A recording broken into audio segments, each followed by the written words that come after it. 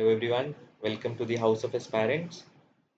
आज सबसे पहले हम यूपीएससी सिविल सर्विसेज एग्जामिनेशन के बारे में थोड़ा सा जानेंगे कि एग्जामिनेशन कैसे होता है, क्या एलिजिबिलिटी क्राइटेरिया होता है, कौन कौन से सब्जेक्ट्स आते हैं। ठीक है, तो चलिए स्टार्ट करते हैं। सबसे पहले तो यूपीएससी एग्ज़ाम देने के लिए कौन कौन लोग एलिजिबल हैं। अगर आप ग्रेजुएट हो और आपकी एज 21 साल से ज़्यादा है और 32 साल से कम है फॉर जनरल कैटेगरी, ठीक है, तो आप इस एग्जामिनेशन के लिए एलिजिबल हो। ग्रेजुएट का मतलब कोई भी आपने बैचलर्स की डिग्री कर रखी है, कहीं से भी कर रखी है। ये मैटर नहीं करता कि आपका कॉलेज कौन सा था, आपने इग्नू से की है या फिर कहाँ से की है। Nothing at all is required, you just need a graduation degree, that is it. किस चीज़ में ग्रेजुएशन है ये भी ज़रूरी नहीं है, चाहे आपने बीएससी कर रखी हो, बीए कर रखी हो, एमबीए कर रखी हो, सब कुछ एलिजिबल है। Next, examination pattern. यूपीएससी का एग्जाम होता कैसे है? देखो, 3 स्टेज में एग्ज़ाम होगा। सबसे पहली स्टेज जो होती है वो हमारी होती है प्रिलिमिनरी एग्ज़ामिनेशन, जिसको हम प्रीलिम्स भी बोलते हैं। Stage 2 will be mains examination. जो स्टेज 1 को क्लियर करेंगे वो स्टेज 2 मेंस के लिए मतलब मेंस में जाके उनको मेंस देने का मौका मिलेगा। फिर जो मेंस क्लियर करेंगे उनका पर्सनैलिटी टेस्ट या जिसको हम इंटरव्यू बोलते हैं वो होगा। After which the final list will be prepared और फिर हमारे जैसे भी हमारे मार्क्स होंगे उसके हिसाब से हमें रैंक डिसाइड होगी हमारी कि आपकी क्या रैंक आई है, आप मतलब सिलेक्टेड हुए नहीं है। तो प्रिलिमिनरी एग्जामिनेशन या प्रीलिम्स एग्जामिनेशन क्या होता है? देखो, इसमें 2 पेपर्स आएँगे। पहला पेपर होगा आपका जनरल स्टडीज़ का या जीएस का पेपर। 100 क्वेश्चंस होंगे, 200 मार्क्स का ये पेपर होगा। आपको हर क्वेश्चन के लिए 2 मार्क्स मिलेंगे, ठीक है? और नेगेटिव मार्किंग होती है, 1/3 की नेगेटिव मार्किंग होती है। अब उसके बाद में आता है सिविल सर्विसेज एप्टीट्यूड टेस्ट। इसके अंदर सीसैट बोलते हैं इसको हम, इसके अंदर 80 क्वेश्चंस आएँगे 200 मार्क्स के। एक क्वेश्चन 2.5 मार्क्स का होता है। जो आपका पेपर 1 होता है इससे आपकी मेरिट डिसाइड होती है। इसके पेपर 1 के बेसिस पे आपकी कट ऑफ आएगी। जो पेपर 2 है ये क्वालिफाइंग पेपर है।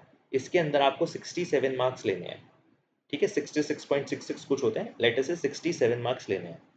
सीसैट में आपको 67 मार्क्स जिसके आ गए, बस दैट इज इट। फिर चाहे आपके सीसैट में 70 हो, चाहे आपके 75 हो, चाहे आपके 175 हो, ये चीज़ मैटर नहीं करेगी। आपको बस एक कट ऑफ को क्रॉस करना है। प्रीलिम्स एग्जामिनेशन में you should be at the top 13-15,000 people जो है आप उनमें होने चाहिए, तभी आप नेक्स्ट स्टेज के लिए एलिजिबल हो। ठीक है, जीएस वाला जो पेपर होता है हमारा, उसके बेस पे हमारी कट ऑफ डिसाइड होती है। ठीक है, इस जीएस पेपर में क्या क्या आएगा? हिस्ट्री, पॉलिटी, ज्योग्राफी, जो भी आपने जीएस के सब्जेक्ट सुने होंगे ये सब, साइंस, एनवायरनमेंट, ये सब आता है। ठीक है, I hope this is clear. फिर होता है आपका मेंस एग्जामिनेशन। मेंस में आपको पेपर लिखना है, डिस्क्रिप्टिव आंसर राइटिंग करनी है। यहाँ पे क्या होगा, 9 पेपर्स होंगे। 9 में से जो 2 पेपर होंगे, पहले 2 पेपर्स होते हैं, ठीक है? मतलब उसमें आपकी नोटिफिकेशन में पहले 2 पेपर है, बट ये बाद में होते हैं, नेक्स्ट सैटरडे संडे को होंगे। जैसे 5 पेपर आपके जो होते हैं एसए का, जीएस 1, 2, 3 एंड जीएस 4 का पेपर होता है, वो फर्स्ट वीकेंड पे होता है, फ्राइडे, सैटरडे, संडे को। उसके बाद में नेक्स्ट वीकेंड पे आपका ऑप्शनल के 2 पेपर्स और लैंग्वेज पेपर्स होते हैं, ठीक है? तो मेंस एग्जामिनेशन में सबसे पहले 2 पेपर जो है आपके वो क्वालिफाइंग है। कौन-कौन से? एक तो इंग्लिश का पेपर होगा और एक होगा हिंदी का, या फिर और भी आप बहुत सारी लैंग्वेजेस जो है यूपीएससी ने मेंशन कर रखी है। आपकी उनमें से कोई भी अगर लैंग्वेज में आप पेपर देना चाहते हो तो आप दे सकते हो, वरना हिंदी है, ठीक है? 300 मार्क्स का पेपर होता है, 300 मार्क्स का पेपर होता है, आपको 75 मार्क्स लेके आने होते हैं। इससे आपकी मेरिट डिसाइड नहीं होती, ये मार्क्स आपकी लाइक फाइनल मार्क की लिस्ट में नहीं जुड़ते हैं, ठीक है? चलिए, उसके बाद में आता है हमारे मेंस एग्जामिनेशन के वो पेपर जिनके मार्क्स हमारी मेरिट में जुड़ते हैं, या फिर हम कहें जिसके बेसिस पे हमारी मेरिट डिसाइड होती है।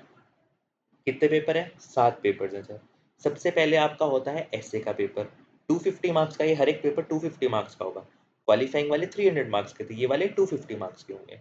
सबसे पहले आपका एसए का पेपर होगा, then GS 1, GS 2, GS 3, GS 4 और फिर 2 पेपर आपके ऑप्शनल के होते हैं। आपको 48 ऑप्शंस मिलते हैं सेलेक्ट करने के लिए। आप 48 में से कोई भी एक ऑप्शनल पेपर सेलेक्ट कीजिए। एक ही सब्जेक्ट के आपको 2 पेपर देने होते हैं। सिलेबस अकॉर्डिंगली डिवाइड होता है, ठीक है? सबसे पहले एसए होता है, फिर जीएस 1, जीएस 2, जीएस 3, जीएस 4 और 2 ऑप्शनल के पेपर्स। इनके बेसिस पे आपकी मेरिट डिसाइड होती है। इसके बेसिस पे आपकी एक कट ऑफ आएगी, जो उस कट ऑफ को क्रॉस करेगा वो इंटरव्यू के लिए जा पाएगा, ठीक है? और जो आपका फाइनल सिलेक्शन होता है उसमें मेंस के मार्क्स की बहुत बहुत ज़्यादा अहमियत होती है। प्रीलिम्स आपने एक बार क्लियर कर दिया तो प्रीलिम्स के मार्क्स की कोई वैल्यू नहीं है उसके बाद। बस आपको एक बार इनिशियल स्टेज पे प्रीलिम्स को क्लियर करना है, उसके बाद में प्रीलिम्स की मार्क्स की कोई वैल्यू नहीं है। वैल्यू किसकी है? मेंस के मार्क्स की। तो आपको मेंस का बहुत बहुत ध्यान रखना है, ठीक है? देखो, ऐसे मैंने बताया सबसे पहला पेपर, ऐसे जनरली फ्राइडे को होता है, जिस लाइक अगस्त सितंबर में आपका मेन शेड्यूल होता है। जैसे इस बार 20 सितंबर से मेंस है, तो जो फ्राइडे होगा ना, फ्राइडे को आपका एसए का पेपर होगा। आपको 2 एसए लिखने होंगे, ठीक है? सुबह आई गेस 9 टू 12 होता है एसए का एग्जाम। 2 एसए लिखने होंगे आपको। दोनों एसए के लिए क्या आपको है, 1000 वर्ड्स एक एसए में, ठीक है? और यहाँ पे ऐसे एसेज नहीं आते कि लाइक पॉवर्टी के ऊपर ऐसे लिख दो, अनएम्प्लॉयमेंट के ऊपर ऐसे लिख दो। यहाँ पे एसेज थोड़े से ज़्यादा फिलोसफिकल, जैसे you can not step into the same boat same river twice, ऐसे कुछ, मतलब थोड़े से फिलोसफिकल, थोड़े से ज़्यादा ओपन एंडेड क्वेश्चन आते हैं, जिसमें आपकी अप्रोच देखी जाती है कि आप चीज़ों को कैसे समझते हो, ठीक है? नेक्स्ट, फिर आपका जनरल स्टडीज वन में बेसिकली आपके 4 सब्जेक्ट्स हैं: art and culture, history, geography और सोसाइटी। अब हिस्ट्री अपने आप में बहुत वास्ट है, तो हिस्ट्री में ancient, medieval, modern, post independence history और वर्ल्ड हिस्ट्री। ज्योग्राफी में इंडिया की भी और वर्ल्ड की भी ज्योग्राफी, और सोसाइटी। अब इसमें से art and culture, ancient history, medieval history और मॉडर्न हिस्ट्री, और हमारा ज्योग्राफी वाला जो पोर्शन है, ये वाला जो पोर्शन है हमारे जो प्रीलिम्स वाला एग्जामिनेशन है उसमें भी आता है, मेंस में भी आता है। जो मैं भी आपको ये दिखा रहा हूँ सब्जेक्ट्स, ये मेंस के अकॉर्डिंग दिखा रहा हूँ, ठीक है? Next, GS two. GS two में क्या क्या आता है? सबसे पहले कॉन्स्टिट्यूशन एंड पॉलिटी। कॉन्स्टिट्यूशन में बेसिक्स भी आएंगे आपके, बेसिक्स अबाउट कॉन्स्टिट्यूशन की, राइट टू लाइफ क्या होता है, ठीक है? राइट टू इक्वालिटी क्या है, इसकी इंटरप्रिटेशन क्या है, सुप्रीम कोर्ट की जजमेंट्स क्या होती है। फिर गवर्नेंस वाला पोर्शन आता है आपका, ठीक है? गवर्नेंस बेसिकली हमारी कंट्री में जो भी पॉलिसीज़ बन रही हैं, जो भी पॉलिसी बना रहे हैं लोग, सिविल सर्वेंट्स हैं या फिर लेट्स से जो एनजीओज़ है, सेल्फ हेल्प ग्रुप्स है, वो कैसे काम करते हैं, उनके क्या ड्रॉबैक्स हैं, क्या दिक्कतें आ रही हैं उनको काम करने में, वो सब। फिर सोशल जस्टिस जो आपका होता है वो सोसाइटी के साथ ही ओवरलैप करता है। सोशल जस्टिस में हम ऐसी चीज़ें पढ़ते हैं कि लाइक जो कास्ट है या फिर जो वल्नरेबल सेक्शंस है, जैसे जो बैकवर्ड क्लासेस हो गई, जो ट्रांसजेंडर्स हो गए, जो एल्डरलीज हो गए, इनकी लाइफ में क्या प्रॉब्लम्स है, पॉवर्टी की क्या दिक्कत है, हंगर जो एक इशू है उसको कैसे डील करना है, ये सब पढ़ेंगे। फिर आता है इंटरनेशनल रिलेशंस लाइक इंडिया के रिलेशंस दूसरी कंट्रीज के साथ, या फिर कोई रीजनल ग्रुपिंग है, जैसे अभी पैलेस्टीन इसराइल का काफ़ी टाइम से वॉर चल रहा है, तो उसका इंडिया के ऊपर क्या इम्पैक्ट हो सकता है, वर्ल्ड में उसका क्या इम्पैक्ट हो रहा है, तो इंटरनेशनल रिलेशंस में हमें वो सब पढ़ना होता है। फिर आता है जनरल स्टडीज थ्री। इसके अंदर हम पढ़ते हैं इंडियन इकोनॉमी के बारे में। देखो, ये इंडियन इकोनॉमी है, इकोनॉमिक्स जो है वो एक अलग, बहुत थोड़ा-सा, मतलब उसको ये कह सकते हैं कि बहुत ब्रॉड हो जाता है। उसमें माइक्रो इकोनॉमिक्स एक बहुत मेजर पोर्शन है इस इकोनॉमिक्स में। जीएस 3 में इकोनॉमी जो है हमारी इंडियन इकोनॉमी के बारे में पढ़ते हैं, तो मैक्रो इकोनॉमी के ऊपर हमारा फोकस होता है। जैसे जीडीपी, नेशनल इनकम, इन सब चीज़ों के ऊपर, ठीक है? फिर हमारा आता है एग्रीकल्चर। हमें पता है एग्रीकल्चर बहुत इंपॉर्टेंट सेक्टर है हमारी इकोनॉमी के लिए, सबसे ज़्यादा लोगों को एम्प्लॉय किए हुए एग्रीकल्चर सेक्टर। तो एग्रीकल्चर के क्या ड्रॉबैक्स है, कैसे उसको ज़्यादा हम बेनिफिशियल बना सकते हैं, वो सब। फिर साइंस एंड टेक्नोलॉजी। हम हर साल साइंस एंड टेक्नोलॉजी में कुछ अच्छा, मतलब नई चीज़ अचीव करते हैं, तो वो ऑटोमेटिकली इंपॉर्टेंट हो जाता है। जैसे लास्ट ईयर क्वेश्चन जो था वो चंद्रयान के ऊपर क्वेश्चन आया था, उससे पहले जेम्स वेब टेलीस्कोप के ऊपर क्वेश्चन आया था। तो ये बहुत कॉमन चीज़ें जो हमारी उसमें चल रही है आसपास जगह पे, इंडिया में, वर्ल्ड में, तो वो सब साइंस एंड टेक्नोलॉजी में पूछ सकता है। फिर आता है एनवायरनमेंट। एनवायरनमेंट हमेशा ही एक मतलब बर्निंग टॉपिक रहता है। आजकल हर यूनिवर्सिटी में, ग्रेजुएशन में शायद एनवायरनमेंट का एक कोर्स ऑलमोस्ट हर एक ग्रेजुएशन के टाइम पे होता ही है। तो एनवायरनमेंट यहाँ पे इंपॉर्टेंट है, ग्लोबल वार्मिंग, क्लाइमेट चेंज, हम वो सब को डील करते हैं एनवायरनमेंट में।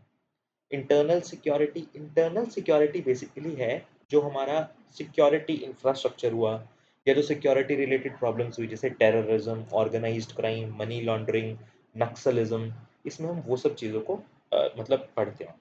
फिर disaster management like landslides, flood जो आते हैं, इनको कैसे मैनेज करना है, क्योंकि एज ए सिविल सर्वेंट आपके पास ये सभी काम आपको करने होंगे। आप मिनिस्ट्री ऑफ एग्रीकल्चर में भी पोस्टेड होंगे, आप ministry of science and technology में भी होंगे, ठीक है? आप मिनिस्ट्री एनवायरनमेंट में भी होंगे, ministry of environment, forest, climate change में कोई पॉलिसी बना रहे होंगे, तो आपको पता तो होना चाहिए ना कि क्या बेसिक प्रॉब्लम्स है, ठीक है? फिर GS4 is the most interesting like subject या most interesting topic of this entire examination. It is ethics, integrity and aptitude. इसमें हम क्या पढ़ते हैं कि एथिक्स क्या होते हैं, क्या सही है क्या गलत है। ठीक है, बड़ा ही इंटरेस्टिंग टॉपिक है, इसको पढ़ेंगे कभी तो आपको बताऊंगा मैं कि इसमें क्या क्या नेक्स्ट उसमें पढ़ इसके सोर्सेज जब हम देखेंगे तो आपको और डिटेल में बताएंगे। बेसिकली आप सबने स्कूल में मॉरल साइंस पढ़ी होगी तो आप कुछ कुछ हद तक उससे रिलेट कर सकते हैं। इसमें आपको केस स्टडीज मिलती है कि अगर मान लीजिए आप एक डिस्ट्रिक्ट के कलेक्टर हैं और आपके पास ये एक समस्या आ गई है लाइक, तो आप इसको कैसे सॉल्व करेंगे, तो यहाँ पे आपका माइंडसेट देखा जाता है। ठीक है, नेक्स्ट। फिर आपका ऑप्शनल सब्जेक्ट मैंने बता दिया, आपको एक ऑप्शनल सब्जेक्ट चूज करना है। 48 ऑप्शनल सब्जेक्ट्स हैं।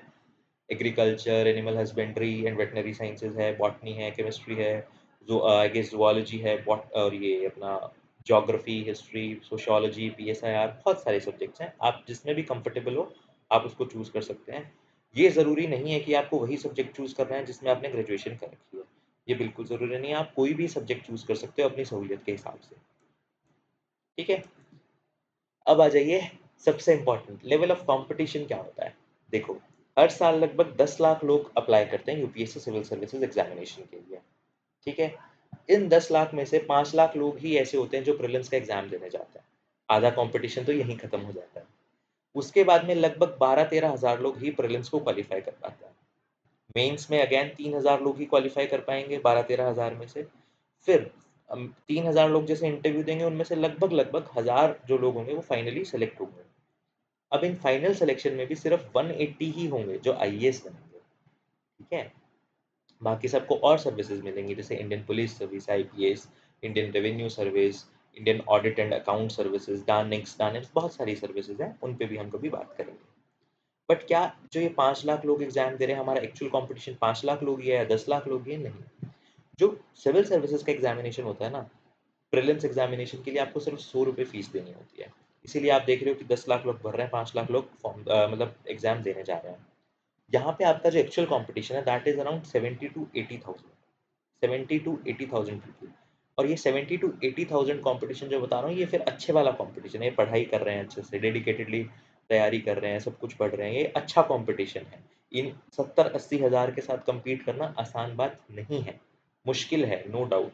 इम्पॉसिबल बिल्कुल नहीं है, डुएबल है, बट मेहनत बहुत करनी पड़ती है और करनी भी चाहिए क्योंकि सबसे टफेस्ट एग्जामिनेशन है और बहुत अच्छी लुक्रेटिव पोजीशंस आपको मिलती है इस एग्जामिनेशन के बाद। अब टाइम कितना चाहिए हमें, यूपीएससी सिविल सर्विसेज की तैयारी करनी है तो हमें कितना टाइम डिवोट करना होगा। देखो, सबसे पहले तो जो एग्जामिनेशन का प्रोसेस है ना, यही अपने आप में 1 साल लंबा है। कैसे 1 साल लंबा है? मई के आसपास आपका जो मई एंड में आपका प्रीलिम्स होता है और नेक्स्ट ईयर अप्रैल मई में आपका रिजल्ट आता है। पहले प्रीलिम्स होगा, उसके बाद में सितंबर अक्टूबर में मेंस होगा, दिसंबर तक मेंस का रिजल्ट आएगा, फिर आपके जनवरी फरवरी मार्च अप्रैल में आपके इंटरव्यूज होंगे, फिर फाइनल रिजल्ट आपका मई में या अप्रैल में आ जाता है। तो 1 साल तो आपका एग्जामिनेशन का ही प्रोसेस चलता है। ठीक है, तो आपको ये मान के चलिए कम से कम प्रीलिम्स से पहले, मैं नॉर्मल केस की बात कर रहा हूँ, अगर आप बहुत एक्स्ट्रा ऑर्डिनरी हो तो अलग बात है। प्रीलिम्स से पहले आपको लगभग 1 डेढ़ साल, 1 साल कम से कम आपको तैयारी करनी पड़ेगी। जिस साल लेट से आपको अगर 2026 में प्रीलिम्स देना है तो आपको 2025 के मई से तैयारी शुरू करनी पड़ेगी। तैयारी शुरू करने का मतलब है लाइक आपको प्रॉपरली 8-10 घंटे बैठ के पढ़ना पड़ेगा। स्टार्टिंग में बहुत मुश्किल होगा बट धीरे धीरे eventually you will like start, you will when you will start like studying ना, आपको ऐसे होगा यार मज़ा आ रहा है अब तो और पढ़ते हैं, क्योंकि आपने बहुत सारी चीज़ें जो होती है वो पढ़ी नहीं होती है। लाइक अपनी ग्रेजुएशन में हम ज़्यादा अच्छे से नहीं पढ़ाई करते हैं। ठीक है, आपको यहाँ पे अलग अलग टॉपिक्स को पढ़ना है, कभी ज्योग्राफी पढ़ना है, कभी पॉलिटी पढ़ना है, तो आपको मज़ा भी आएगा, तो आपसे पढ़ा जाएगा अगर आप एक सीरियस एस्पायरेंट हो तो। अब कोई ये पूछेगा कि अगर हम ठीक है 8-10 घंटे रोज़ पढ़ते हैं, हमने 1.5 साल के लिए पढ़ाई की, हमने प्रीलिम्स दिया, मेंस दिया, इंटरव्यू दिया, तो हमारा सिलेक्शन गारंटेड है क्या? सक्सेस गारंटेड है क्या इस एग्जामिनेशन में? बिल्कुल भी नहीं। कोई गारंटी नहीं है कि आप फर्स्ट अटेम्प्ट में या for that matter sixth attempt में, आपने चाहे 10 साल लगा दिए इस एग्जाम में, आप इसको क्वालिफाई कर दोगे, आप आईएएस बन जाओगे, आपकी फर्स्ट रैंक आ जाएगी। कोई गारंटी नहीं है, कोई ये गारंटी नहीं दे सकता है। अगर कोई दे रहा है तो वो आपको पागल बना रहा है। इट इज़ नॉट पॉसिबल यार, आपको कैसे, बहुत टफ कंपटीशन होता है। गारंटी देना लाइक आपके साथ मजाक करने वाली बात होगी। बट क्या हमें इस एग्ज़ाम के लिए प्रिपेयर करना चाहिए? 1000% यस। फिर अगर गारंटी नहीं है तो प्रिपेयर क्यों करना है? देखो, गारंटी तो किसी चीज़ की नहीं है लाइफ में। गारंटी तो ये भी नहीं है कि कल क्या होगा, आज शाम तक हम जिंदा रहेंगे नहीं रहेंगे, है ना? बट हम सब अपने लिए सेविंग्स भी करते हैं, एफडी भी करते हैं कि 10 साल बाद में हमें पैसे मिलेंगे, है ना। हमारे पेरेंट्स हमारे लिए सेविंग्स करते हैं कि हाँ कल को बच्चों की शादी होगी, बच्चों की एजुकेशन के ऊपर पैसा लगेगा। क्यों करते हैं? क्योंकि हम अच्छा एस्पेक्ट लेके चलते हैं ना फ्यूचर का। तो आप प्रिपेयर कीजिए, मेहनत कीजिए, हो सकता है आपका सिलेक्शन हो जाए फर्स्ट अटेम्प्ट में, हो सकता है आपका सिक्स्थ अटेम्प्ट में भी सिलेक्शन ना हो, बट ये जो प्रिपरेशन आपको सिखाएगी ना, वो पर्सपेक्टिव आपको दुनिया में और कोई नहीं सिखा सकता। ये आपको इतना ब्रॉड बना देगी सोच से, आपकी सोच इतनी ब्रॉड हो जाएगी, आप हर एक एस्पेक्ट को बहुत ही डिटेल में समझने लगोगे। जैसे अभी हमारा इलेक्शंस हो रहे थे कुछ टाइम पहले, तो उस टाइम पे 2 अलग-अलग पॉलिटिकल पार्टीज़ एक दूसरे के ऊपर लाइक उँगलियाँ उठा रही है, कोई किसी को कुछ बोल रहा है, कोई किसी को कुछ बोल रहा है। मेजॉरिटी ऑफ पीपल जो है उनको ये नहीं पता है कि बात क्या हो रही है। कोई कह रहा है कि संविधान खत्म हो जाएगा, है ना? तो किसी को, बहुत सारे लोग ऐसे जिनको पता ही नहीं संविधान होता क्या है, खत्म हो सकता है क्या, जुडिशरी क्या है। थोड़े दिन पहले इलेक्टोरल बॉन्ड स्कीम थी, उसको सुप्रीम कोर्ट ने स्क्रैप कर दिया। आधे लोगों को पता ही नहीं इलेक्टोरल बॉन्ड क्या होता है। अभी कुछ टाइम बाद में बजट आएगा, बहुत सब लोगों को जीडीपी की फुल फॉर्म नहीं पता है कि जीडीपी क्या होती है। और जब आप एक बार प्रिपरेशन कर लोगे तो आपको ये भी पता होगा कि जीडीपी क्या होती है, कैसे कैलकुलेट होती है, क्या जीडीपी के ड्रॉबैक्स है, इंडिया की जीडीपी कैसी है, कैसे हम इसको और एफिशिएंट बना सकते हैं जीडीपी के प्रोसेस को, कैसे इंडिया और अच्छा ग्रो कर सकता है। तो प्रिपेयर करना इज़ लाइक आपको बहुत बहुत नॉलेज देके जाएगा ये। और नॉलेज कभी वेस्ट नहीं जाती, आप कुछ ना कुछ लाइफ में अच्छा करोगे। ठीक है, अगर आपको एग्जाम नहीं देना है फिर भी आप एटलीस्ट एक बार इसके सिलेबस को देखो। ठीक है, कुछ कुछ चीज़ें सीखो, क्योंकि आपकी नॉलेज ही होगी जो आपको अच्छे अच्छे पदों पर लेके जाएगी आगे जाके, चाहे इवन आप प्राइवेट सेक्टर में जाइए। ठीक है, आप लाइफ में कुछ भी कीजिए, आप एक बेटर इन्फॉर्म्ड पर्सन जब होते हैं तो आप अच्छे डिसीजंस लेते हैं, और आपको डिसीजन हर मोमेंट पे लेना ही होता है अपनी लाइफ में, है ना। लाइक आपको कोई करियर चूज करना है, वो भी आपका डिसीजन, आपको हर पॉइंट पे एक डिसीजन लेना। तो आपको डिसीजन प्रॉपरली, तभी आप वो डिसीजन प्रॉपरली ले पाएंगे जब आपको प्रॉपर नॉलेज होगी। ठीक है, तो this is a very very good examination, आपको प्रिपेयर करना चाहिए। सक्सेस की गारंटी नहीं है, बट वो किसी भी फील्ड में नहीं होती है। आप एमबीए कर लीजिए, आप अपनी ग्रेजुएशन कर लीजिए, आप कोई शॉप कर लीजिए, आप कोई बिजनेस कर लीजिए, सक्सेस की गारंटी कहीं नहीं होती है। आपके हाथ में मेहनत करना है, आप उसको कीजिए। ठीक है, तो आज के लिए इतना सफिशिएंट होगा आई गेस। नेक्स्ट वीडियो में हम यूपीएससी सिविल सर्विसेज एग्जामिनेशन का सिलेबस और क्या क्या सोर्सेज है, अभी जो मैंने आपको सिलेबस बताया वो मैंने सिर्फ आपको सब्जेक्ट्स बता दिए, उसका डिटेल्ड सिलेबस पढ़ेंगे, कहाँ से उस सिलेबस को कवर करना है वो पढ़ेंगे। After which I try to do micro listing of each and every subject. Polity पढ़ना है, पॉलिटी में यहाँ से पढ़ना है, ये पढ़ना है, इस पॉइंट पे ज़्यादा फोकस करना है, वो सब बताया जाएगा। ठीक है, और मैं आपको टेलीग्राम चैनल का लिंक दे दूंगा, आप उसको ज्वाइन कर लीजिएगा फर्दर अपडेट्स के लिए। Thank you and have a nice day. I hope आप सभी को वीडियो अच्छी लगी होगी। ठीक है, तो चलिए, थैंक यू।